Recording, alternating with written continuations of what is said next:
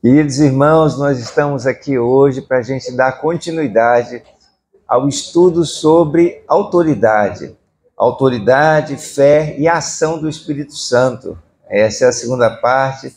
Domingo passado nós iniciamos esse estudo e hoje a gente vai dar continuidade, né? Vamos concluir, nós vamos procurar concluir o tema, a abordagem desse assunto, para no próximo domingo a gente abordar outro tema. Mas a gente vai procurar hoje pela manhã tirar algumas dúvidas também, se você desejar fazer algumas perguntas, né, dentro desse assunto sobre autoridade, a palavra vai estar aberta para você também poder perguntar. Convidar os irmãos para orar nesse momento, pedindo a graça do Pai, porque sem Ele nada a gente pode fazer. Amado Deus, louvamos o Teu nome por esse dia, por esta manhã, e poder o Teu privilégio de estudar a Tua palavra. Fala agora ao nosso coração, ó Deus, tira, Senhor, todo o impedimento, a tudo que embaraça a nossa mente, e nos dá a compreensão da Tua palavra. Também, ó Deus, fortalece a fé, ó Deus, a unção do Teu Espírito na vida de cada um dos Teus filhos neste dia. Nós te pedimos a Tua bênção, a Tua graça, em nome de Jesus. Amém. Bom, Amém. Na primeira parte, nós assim focamos já alguns assuntos que são importantes dentro desse tema, que autoridade sem a fé não tem como mover as ações do Espírito de Deus na nossa vida. Deus nos deu autoridade para desempenhar aquilo que Ele nos comissionou. Ele nos outorgou autoridade, nos deu autoridade para, no nome dEle, poder ser instrumento nas suas mãos, para poder o Espírito de Deus agir através da nossa vida. Então, se não tiver essa autoridade que vem dEle, não há como mover no Espírito Santo, ainda que a gente tenha fé. Mas se não tiver autoridade, crê, mas não haja em obediência, hoje a gente vai continuar vendo aqui os princípios sobre autoridade e está muito focado em cima da obediência, em cima da submissão. Não há autoridade se não há submissão à autoridade. Não há autoridade. E isso é uma coisa fundamental que a gente precisa entender, porque sem essa forma não há como o Espírito de Deus agir. Também, se não houver fé, também não há como Deus agir, porque sem fé é impossível agradar a Deus. Então, isso são duas coisas que andam de mãos dadas, né? Nós demos alguns exemplos aqui, e aí, se você não teve a oportunidade de estar aqui no domingo passado, nós temos esse estudo da primeira parte gravado aqui no canal nosso da igreja, Nova Esperança. Você pode lá consultar e depois ver os detalhes lá. Nós vimos que a autoridade de Jesus ela é reconhecida em todos os aspectos. Nós vimos também que a autoridade de Jesus, Jesus era submisso às autoridades. E não era só a questão de ser submisso a Deus. Jesus também se submetia à autoridade circunstancial, como foi o caso do batismo de João Batista. Ele se submetia às autoridades governamentais, às leis do país. Ele pagou imposto, assim como Pedro também. Ele submetia-se aos seus pais quando ele era ainda adolescente. Então, ele se submetia também às autoridades humanas. E por essa razão, a sua autoridade era reconhecida. E nós vimos aí, para o final, que ele estava dando exemplo, de submissão em todos os aspectos. E a submissão não significa só ser submisso àquela autoridade que é boazinha, aquela autoridade que atende aos seus interesses, aquelas autoridades que às vezes não são assim tão corretas e justas. E esse tipo de autoridade que é a autoridade mais difícil da gente se colocar na posição de submissão. Eu quero só relembrar aqui o trecho da carta de Pedro, lá no capítulo 2, no verso 18 a 19, isso aí a gente abordou na semana passada, eu só quero trazer isso novamente à memória. Ele fala assim: escravos, sujeitem-se aos seus senhores com todo respeito, não apenas aos bons e amáveis, mas também aos maus, porque é louvável que, por motivo de sua consciência para com Deus, alguém suporte aflições sofrendo injustamente. Então, às vezes, nós sofremos injustamente. Mas aí, pastor, o que eu vou fazer? Deus vai fazer por você. Porque Deus é justo. E Ele vai exercer a sua justiça. Não se preocupe, porque tudo vai ser julgado no seu tempo. Mais cedo ou mais tarde, aquilo que nós semeamos, a gente vai colher. Então, a gente precisa ter atenção com isso. E hoje eu quero continuar abordando, dentro desse tema de autoridade, eu quero falar com os irmãos aqui sobre o que significa submissão à autoridade. A gente tem falado bastante aqui de autoridade, mas o que isso significa? Submeter-se à autoridade. O que você diria? O que seria submeter-se à autoridade? Obedecer. Sujeitar-se. O que mais? Honrar. Honrar é reconhecer, reconhecer a autoridade. Muito bem. Olha, no dicionário, o termo submissão, de acordo com o dicionário na língua portuguesa, significa condição em que se é obrigado a obedecer. Sujeição, subordinação. É o caso, por exemplo, de submissão às leis. Quando nós submetemos às leis, nós somos obrigados a nos submeter às leis. Porque se você não se submete às leis, o que acontece? Sofre o dano. Você é em alguns países, por exemplo, existe a pena capital.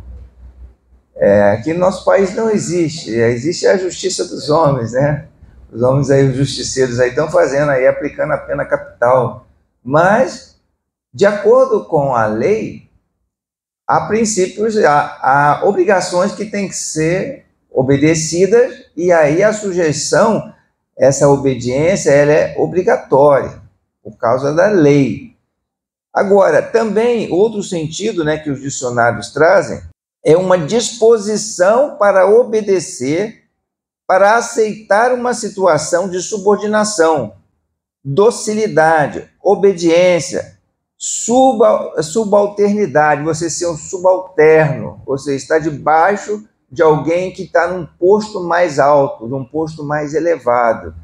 Mas essa submissão é fruto de uma obediência voluntária, você voluntariamente se submete.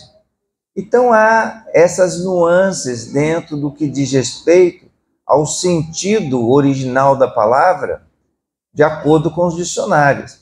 Agora, qual é o sentido bíblico? Qual o sentido de acordo com as Escrituras? Nós vamos ver aqui que essa é uma questão de obediência voluntária. A submissão que Deus espera de cada um de nós é uma submissão voluntária. Tudo no reino de Deus é de acordo com uma decisão do coração, e Deus respeita isso. É importante nós entendermos que quando nós, já que é assim, eu posso fazer o que eu quero. Exatamente. Todas as coisas não são lícitas, mas nem tudo convém. Se você quer fazer aquilo que você quer, independente do que foi designado pela autoridade para você fazer, você tem que saber também que você é responsável pelos seus atos. Não há autoridade sem responsabilidade. Se a pessoa decide fazer algo, ela assume a decisão de fazer algo, ela também tem que estar preparada para as consequências da sua decisão. Isso tem que ficar muito claro para a gente. Então, o que Deus espera de cada um de nós é um coração voluntário. Veja, se nós formos olhar lá para a lei de Moisés, que era algo que estava lá sendo colocada de maneira praticamente impositiva, algo que Deus determinou para o seu povo, e a não obediência significava até a morte. Eram apedrejados. É o caso daquela mulher que foi pega em adultério. De acordo com a lei, ela deveria ser apedrejada. Os adúlteros. Então há ali aquelas questões da lei. No entanto, na própria lei estava estabelecido lá a oferta, o dízimo, era feito com base num coração voluntário.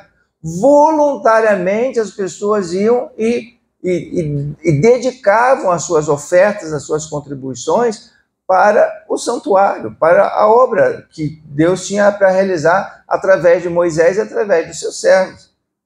Então, e está escrito lá na lei, Deus, quando falou a Moisés, falou assim: todo aquele cujo coração se dispor voluntariamente para ofertar. Esse é, na verdade, o sentido geral do termo da obediência. Jesus veio para os que eram seus, mas os seus não receberam. Mas todos quanto receberam, Deus deu-lhes o poder de se tornar filhos de Deus. Essa questão de aceitar Cristo, não aceitar a Cristo, é uma decisão, é algo voluntário. Ele veio e os que o aceitaram receberam a vida eterna. O ladrão mata, rouba, destrói. Jesus, porém, veio para nos trazer vida e vida com abundância.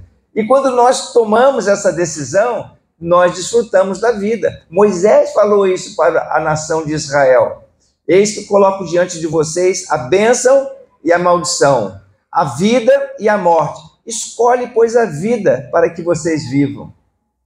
Então está lá. Aí as pessoas que fizeram uma escolha de não se submeter, ou, em outras palavras, de não obedecer, sofreram dano. E estão sofrendo dano. Muitas pessoas hoje estão sofrendo dano porque não se submete. Mas eu não sou livre? Sim, você é livre, então aguenta as consequências da sua decisão. Essa é a questão. Lucas capítulo 22, verso 42. Pai, se queres, afasta de mim este cálice.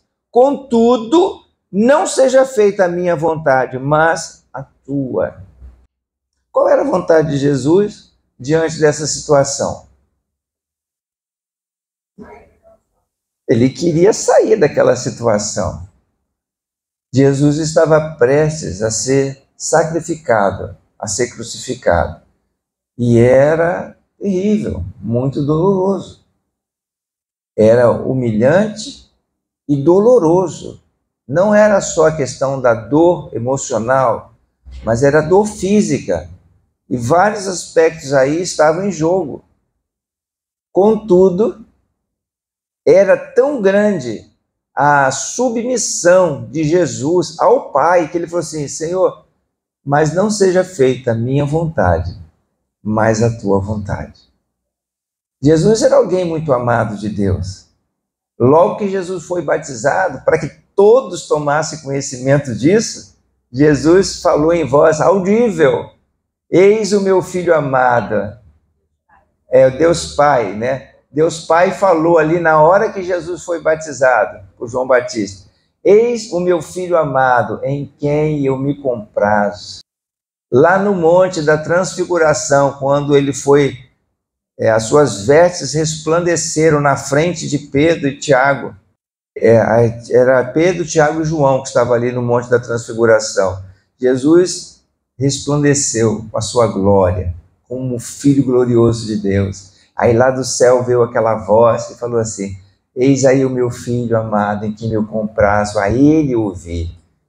Então, assim, ele era o filho amado de Deus, mas, no entanto, era necessário o sacrifício de Jesus, porque senão nunca teríamos a nossa redenção, nunca teríamos sido perdoados, ou melhor, nunca teríamos sido redimidos da nossa culpa, e o Senhor fez isso por nós. Por isso, Jesus falou assim: Senhor, que não seja feita a minha vontade, mas a tua vontade. Isso é um ato de submissão, é um ato de submissão à autoridade de forma voluntária, mesmo contra a vontade dele. Ele estava fazendo aquilo que Deus quer. Também eu quero ler com os irmãos em Filipenses, no capítulo 2, a partir do versículo 3, veja aqui, Paulo, ele pega essa característica de Jesus e nos encoraja a tomar a mesma atitude. Nada façam por ambição egoísta ou por vaidade, mas humildemente considerem os outros superiores a si mesmos.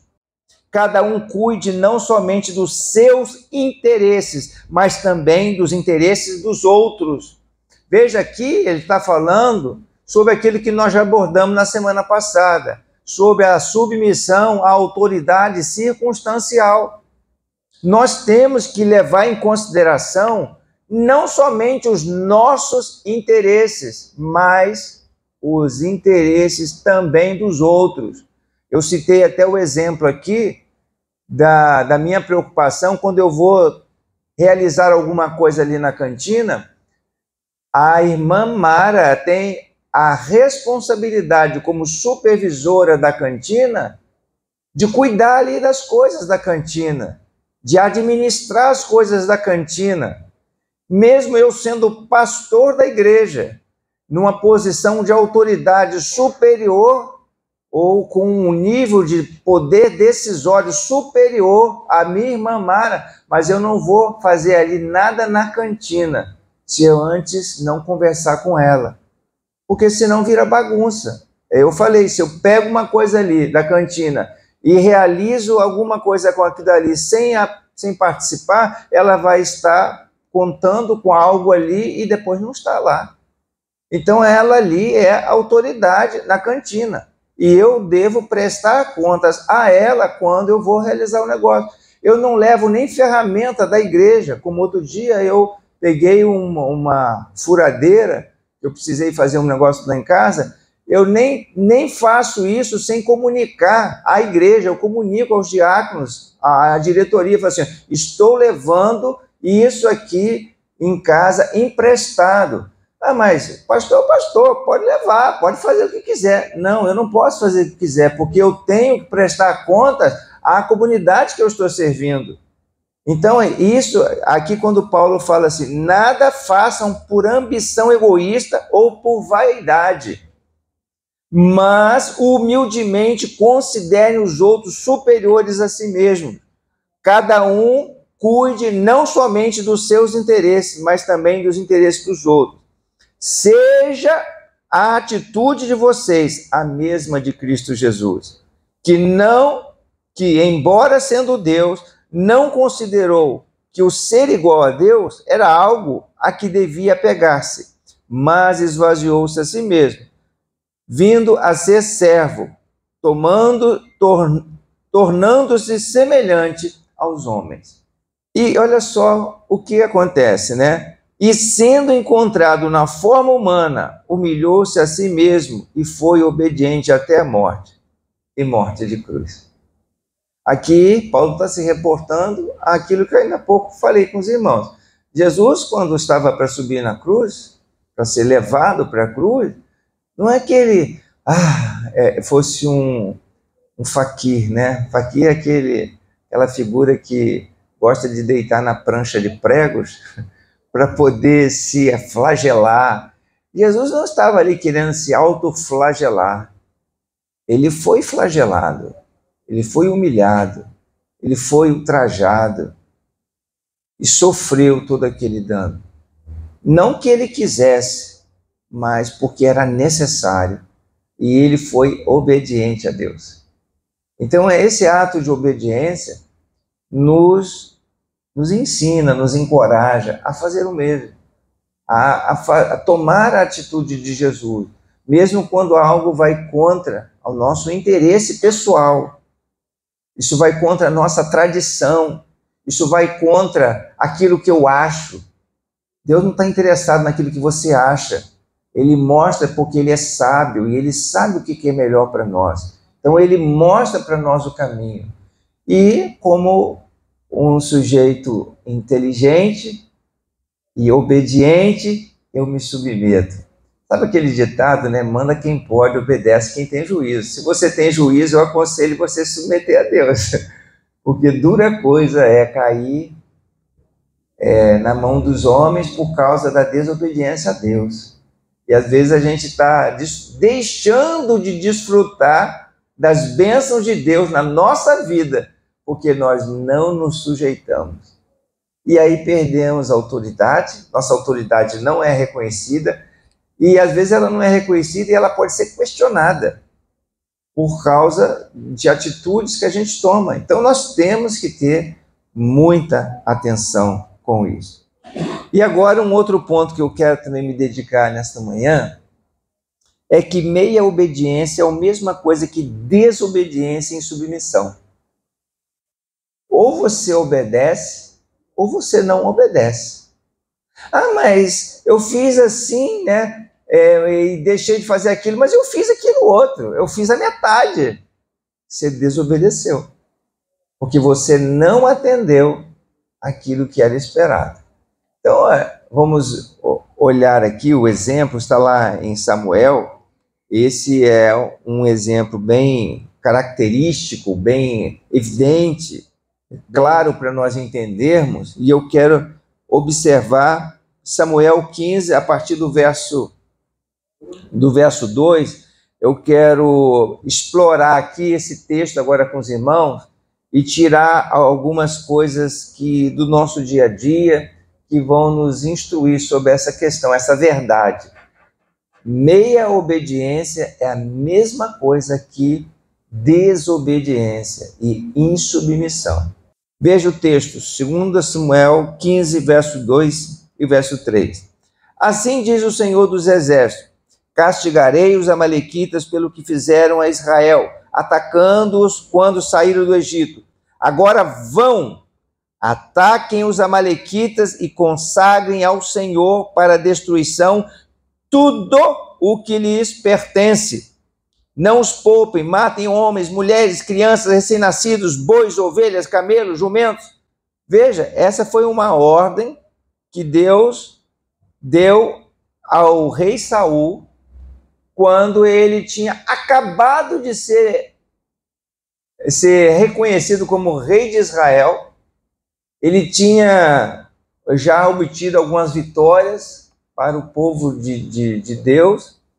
E naquele momento, na época de Samuel, o Senhor quis, através do seu exército, através do exército de Israel, exercer justiça contra os amalequitas que não foram receptivos.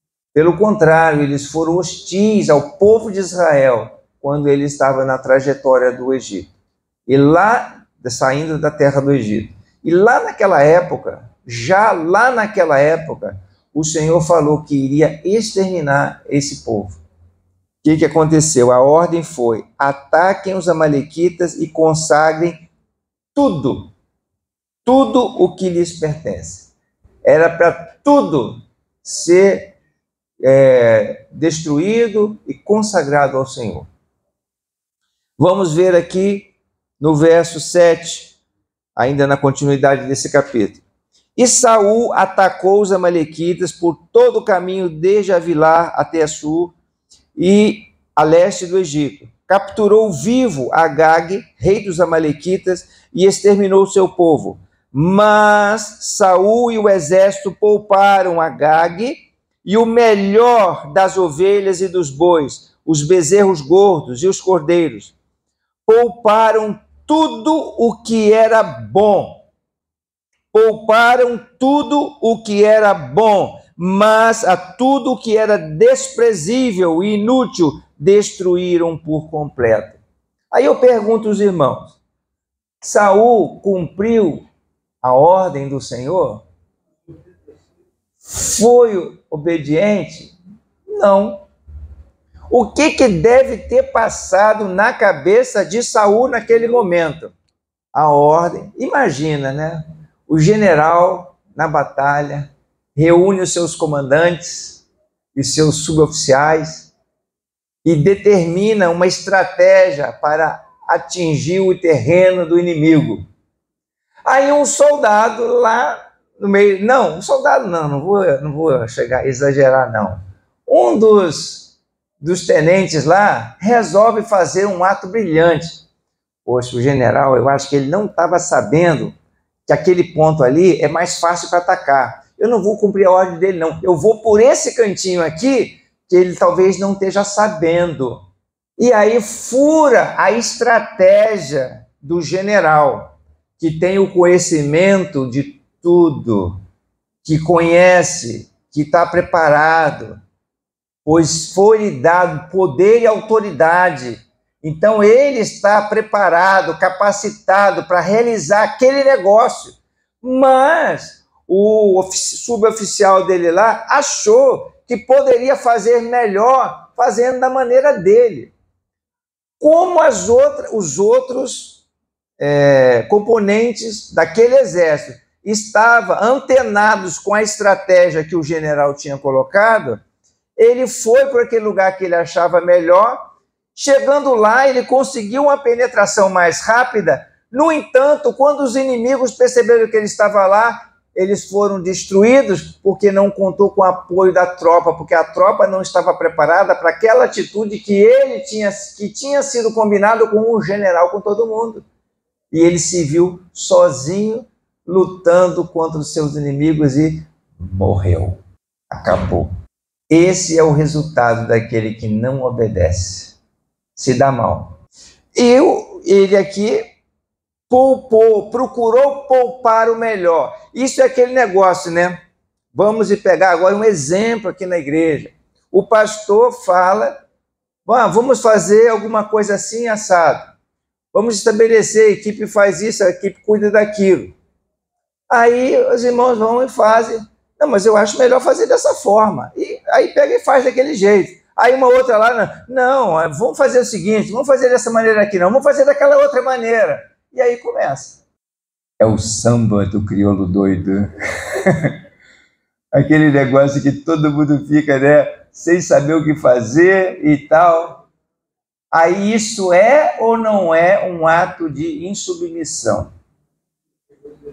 De não reconhecimento da autoridade. A gente tem que ter atenção. Os componentes de uma determinada equipe, de um determinado grupo, estão antenados para aquilo que está submisso às autoridades, está submisso aos responsáveis. Isso também vale para dentro da nossa casa. Isso vale também para dentro da empresa onde você trabalha, os negócios que você conduz. E você imagina uma empresa que estabelece a sua missão. Missão é aquilo que, vamos dizer assim, é o norte da empresa, né? Do que ela se propõe. Aí estabelece depois as metas e os objetivos. E as suas equipes, cada um faz o que quer. Será que isso acontece dentro das empresas? Acontece. E isso leva muitas vezes a empresa a perder completamente a sua identidade no mercado, perde clientes, perde negócios, porque os funcionários não estão unidos em cima, debaixo da mesma missão. Já estou falando algumas coisas aqui que nós vamos ver aqui um pouquinho mais adiante. Não estão debaixo da mesma missão, estão fazendo a sua missão pessoal. E o que está escrito lá na palavra? Que nós devemos considerar cada um superior ao outro, levar em conta não aquilo que é propriamente seu, mas também o que é do outro, levar em consideração as necessidades dos outros. A gente tem que ter atenção para isso. Quando nós não temos atenção, nós não nos preocupamos com isso, mas só nos preocupamos com os nossos valores, nossos interesses, não vai dar certo. Como eu falei, tudo que a gente faz, nós não vivemos numa sociedade isolados, que a gente faz uma coisa e não tem reflexos. Não tem reflexo. As decisões que nós tomamos, a forma como nós reagimos, a forma como nós falamos, tudo tem reflexo. as decisões que a gente toma e a forma como a gente faz, isso tudo vai ter reflexo perto das pessoas. No que diz respeito ao relacionamento entre pais e filhos, aquela máxima, né? Faz o que eu mando, mas não faz o que eu faço. Isso não tem como. O exemplo vai ser seguido, não há como não seguir o exemplo. Se a autoridade, se o pai ou se a mãe faz alguma coisa, como é que vai esperar do seu filho algo diferente? É muito complicado isso. E você pode até querer que isso faça, mas você não tem autoridade. Seu filho não vai lhe obedecer. E isso porque você não se submete à autoridade. Você não dá o exemplo. Isso tudo faz parte dos princípios da autoridade que nós estamos vendo aqui. E continuando agora no verso 10, no verso 11 aqui, de 1 Samuel 15. Então o Senhor falou a Samuel: arrependo-me de ter constituído Saul rei, pois ele me abandonou e não seguiu as minhas instruções.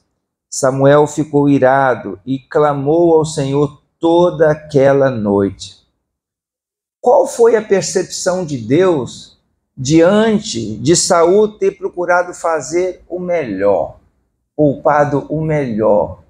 Qual foi o sentimento de Deus? Qual foi, vamos dizer assim, a percepção de Deus em relação a essa atitude de Saul?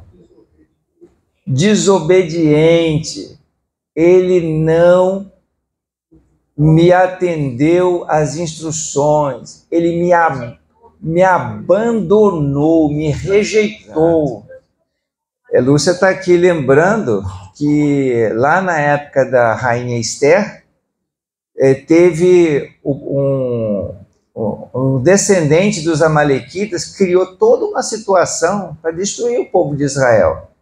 Então, a coisa que é feita, eu citei aquela parábolazinha que eu criei agora do soldado no meio do exército com um general, mas aconteceu literalmente. Um descendente dos amalequitas causou um problema, um transtorno para o povo de Israel, que quase foi eliminado lá no tempo do rei Assuero, quando a rainha Esther estava reinando. Aí foi até aberto o dia de Purim, por conta do livramento que o Senhor trouxe para Israel ali. Se Deus não tivesse intervido de maneira pontual, o povo de Israel teria sido eliminado do reinado no reino de Assuero. Então eu vejo como há consequência, né, da desobediência. E aqui o sentimento de Deus foi que ele simplesmente foi desprezado, foi rejeitado, foi abandonado. Quando Deus fala algumas coisas conosco e a gente não segue tudo que Deus pediu, qual é o ponto aqui que nós estamos falando? Quando nós atendemos parcialmente, nós estamos em desobediência. Se nós não atendemos totalmente, o Senhor pede para nós dedicarmos um tempo a Ele de oração, de estudo na palavra. Aí nós não fazemos isso. Nós dedicamos meio tempo, meio estudo. Nós estamos o quê? Em desobediência. E quem é que vai desfrutar das consequências depois? É a gente mesmo. E as pessoas que estão perto de você. Então, se nós tomamos uma atitude em não seguir exatamente o que Deus espera de nós, nós ainda estamos em desobediência. Por que às vezes nós oramos e as coisas não acontecem? Vamos chegar lá. Então, continuando aqui nesse caso de Saul, eu quero ler com vocês agora o verso 13 ao verso 16. Quando Samuel o encontrou, Saul disse: o Senhor o abençoe, segui as instruções do Senhor. As pessoas que fazem isso, elas às vezes não percebem, elas estão cegas. Elas não conseguem perceber que pelo fato dela não ter atendido toda a instrução, elas pensam que estão em obediência. Elas pensam que estão fazendo o correto. Elas pensam que estão fazendo o melhor para Deus. Há quantas pessoas de boas intenções estão queimando no inferno? O inferno está cheio assim de boas intenções. As pessoas precisam... mas isso aqui eu fiz para o melhor. Eu não fiz para o seu mal. Mas causou mal. Causou ruína. Então, na maioria das vezes, as pessoas não conseguem perceber. Elas ficam cegas. Elas não conseguem entender que estão erradas. Que não cumpriu. Se não cumpriu aquilo que foi pedido, ela está em desobediência, está em insubmissão. Então, Samuel, porém, perguntou: então que balido de ovelhas é esse que eu ouço com os meus próprios ouvidos? Que mugido de bois é esse que eu estou ouvindo? Respondeu Saul: os soldados os trouxeram dos amalequitas. Eles pouparam o melhor das ovelhas e dos bois para o sacrificarem ao Senhor seu Deus, mas destruímos totalmente o restante. Veja que ele procura colocar as palavras de Deus nos seus lábios, como que eu atendi o que Deus me pediu. Ele pediu para eu destruir totalmente os amalequitas, eu destruí.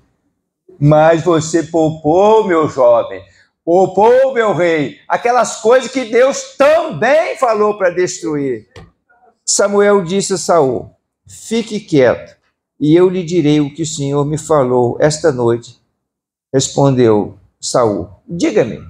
Aí, Saul ficou naquela expectativa assim: poxa, eu fiz, na verdade, um grande feito. Ainda poupei ovelhas para trazer por sacrifício do Senhor. E olha qual foi a resposta de Deus, aqui a partir do verso 22. Samuel, porém, respondeu: acaso tem o Senhor tanto prazer em holocaustos e sacrifícios, quanto em que se obedeça a sua palavra? A obediência é melhor do que o sacrifício, e a submissão é melhor do que a gordura de carneiros. Pois a rebeldia é como o pecado de feitiçaria, e a arrogância como o mal da idolatria. Assim como você rejeitou a palavra do Senhor, ele rejeitou como rei. Perdeu completamente a autoridade. E agora ele estava perdendo também o reinado, que era a autoridade formal e conhecida por Deus. Irmãos, quando a gente perde alguma coisa que Deus não reconhece mais, é muito triste. Eu tive a oportunidade de participar de vários concílios de ordenação de pastores.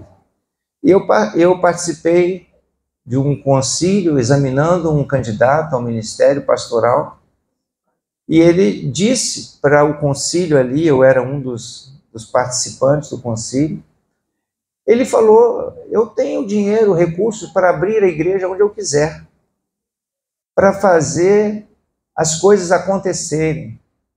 Olha, depois dessa palavra, eu disse depois no debate com os outros pastores, eu falei assim: infelizmente esse candidato não está preparado para o exercício do ministério, porque a igreja, ela é noiva do Senhor, ela é de Jesus, e nós, pastores, somos apenas servos do Senhor para cuidar das ovelhas do Senhor. As ovelhas não são nem minhas, não é de nenhum pastor. E realmente ele nem foi aprovado, falou outras coisas também que não tinha muito sentido. Eu só tomei esse ponto aqui só para mostrar isso para os irmãos, que nós somos servos do Senhor, e quando nós não atendemos ao que Deus espera de nós, a gente perde a autoridade, a gente perde o governo. E perder a autoridade, perder o governo e perder o reconhecimento que vem de Deus, aí, bom, você perdeu tudo. Porque você pode até ter o dinheiro para você montar a sua igreja, para você fazer o que você quer, mas você não vai ter o reconhecimento como autoridade estabelecida por Deus, e aí não será bênção na vida das pessoas. E Deus espera de cada um de nós que nós sejamos submissos a Ele como autoridade principal e às autoridades que são estabelecidas pelos homens, para que nós tenhamos a nossa autoridade sendo reconhecida por Deus e pelos homens. Senão ela não é reconhecida nem por Deus e nem pelos homens. E a pessoa pensa que ela tendo poder, ela vai ter autoridade reconhecida. E não é assim que as coisas funcionam. E para nós concluirmos esse estudo, eu quero explicar aqui agora esse termo, né, submissão. Parece que o nome já sugere para a gente. Submissão. É você se colocar debaixo da mesma missão. Se nós começarmos a entender dessa maneira, vai ficar mais fácil a compreensão sobre o ato de submeter-se. Vamos ler aqui Efésios capítulo 5, versículo 21 a 23, para nós concluirmos o estudo aqui nessa manhã. Sujeitem-se uns aos outros, por temor a Cristo. Mulheres, sujeitem-se aos seus maridos, como ao Senhor, pois o marido é o cabeça da mulher, como também Cristo é o cabeça da igreja, que é o seu corpo, do qual ele é o Salvador. Então aqui fala, sujeite-se uns aos outros. Sujeitar-se uns aos outros, está falando em submeter-se. E o que essa palavra, né, de submissão significa? É aceitar a missão do outro. É se colocar debaixo da mesma missão. Quando fala aqui, né, no caso de sujeitar-se uns aos outros, no caso do relacionamento conjugal, a mulher deve se sujeitar ao marido. É colocar-se debaixo da mesma missão. Não é colocar numa posição de serviçal, de escravo. Não é essa, porque a mulher, quando desde lá de Gênesis fala que ela é uma adjutora, auxiliadora, para caminhar junto. Mas imagina se lá no ambiente familiar, que assim foi estabelecido pelo Senhor, mas se lá no ambiente familiar, o marido, conversando com a esposa lá, chegue a conversar sobre algo e decidam a realizar em comum, aí a esposa não concorda. Até nos tribunais comuns, né, existe lá uma decisão do voto de Minerva. Não sei se vocês já ouviram falar, né, nessa figura, nessa instituição, né, voto de Minerva. E empatou, vai para o voto de Minerva. 9-9. Tem 18 juízes. De quem é o voto final, o voto de Minerva? É do presidente. O presidente da mesa, ele dá o voto de Minerva. Isso acontece lá no Supremo Tribunal Federal, isso acontece nos tribunais. Muitas vezes há uma situação de empate, é o voto de Minerva. No relacionamento no casal, é importante que sempre haja diálogo. Diálogo para quê? Para que a gente chegue num consenso. O consenso é melhor e maior do que a decisão por maioria. A decisão, uma vez eu tive um gerente na minha carreira profissional, ele dizia assim, que a maioria, a decisão por maioria é uma decisão burra. Eu vou dizer por quê, tá? Não estou dizendo que a decisão por maioria é uma decisão burra simplesmente, mas eu vou dizer por. Eu estou trazendo aqui as palavras dele. Tá? Ele falou assim que é uma decisão burra, porque a maioria pode estar querendo fazer alguma coisa que seja ruim, seja má, e a minoria quer fazer a coisa boa. Então, a melhor decisão é aquela que é feita por sinergia, por consenso. O que é sinergia, consenso? É quando há uma reunião de forças para, no meio da discussão, chegar-se a uma decisão melhor. Então, há vamos dizer assim, uma discussão dos assuntos para que chegue-se a uma melhor conclusão.